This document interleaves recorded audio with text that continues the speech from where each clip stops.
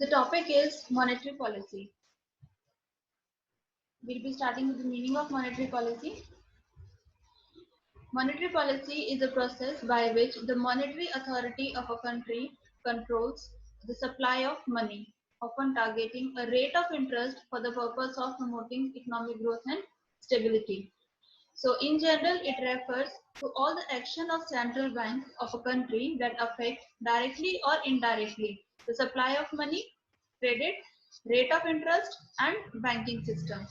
Basically, the policy affects the cost and availability of credit in the economy. So for Indian economy, RBI is a central bank. So RBI designed a monetary policy for Indian economy, and by the help of this monetary policy, we try to control the supply of money, the credit, rate of interest, and banking system.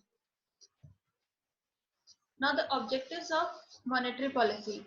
We have five general or major objective of this monetary policy.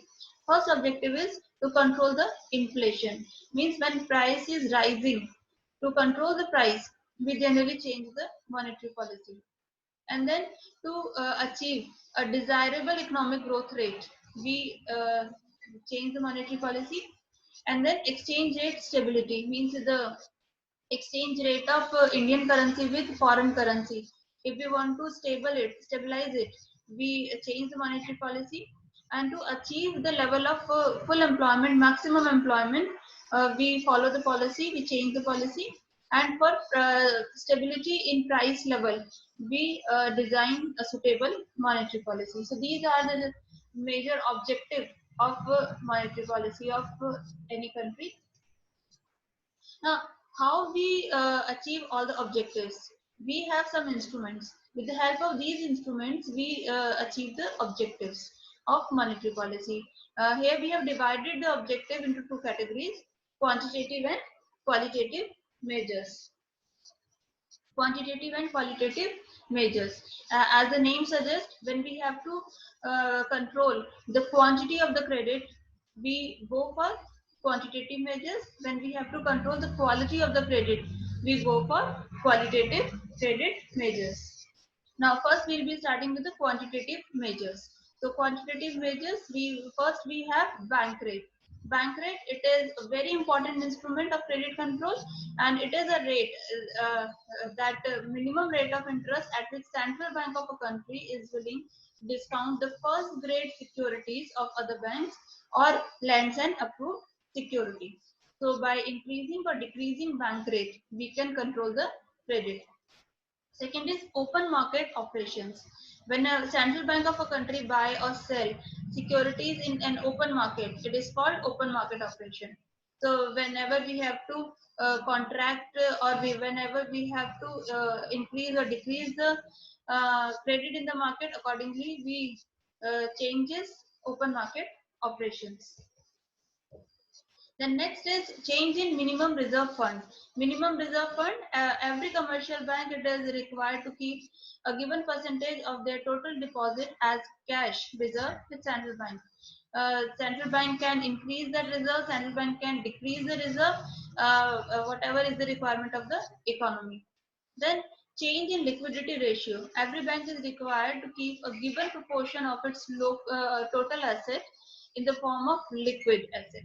So it is called liquidity ratio. So whenever a central bank they want to increase or they want to decrease the credit in the economy, they change it. Now the next is qualitative. Qualitative, they are also known as selective instrument.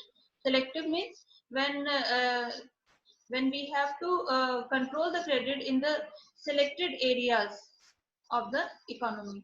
And the first measure is credit rationing. Under this, certain conditions are laid by the central bank to see proper regulation of consumer credit. This is a prevent excess expansion of credit. Now, the second is direct action. Direct action that includes charging penalty, interest rate, qualitative credit ceilings, etc. on commercial banks. It has its direction and restrictive measures which all the concerned banks should follow regarding the lending and investment. Margin requirement is the third point. Here margin refers to difference between market value and amount borrowed against the security. Bank, while advancing loan against security, do not lend the full amount but less. Then moral persuasion. This is used by many countries. It has a great influence over the loan policy of banks. There is a cooperation between them. Under this, the central bank makes an informal request to commercial banks to contract loans in time of inflation and expand loan in time of depression. Now, if we just go through the monetary policy of Reserve Bank of India. So, Reserve Bank of India generally we decide the policy. The bank decides the policy as per the requirement of the economy. Whenever we have inflation, whenever we have deflation, depression, recession, according to the situation or according to the phase of business cycle, a Reserve Bank they changes their priorities and they changes their monetary policy.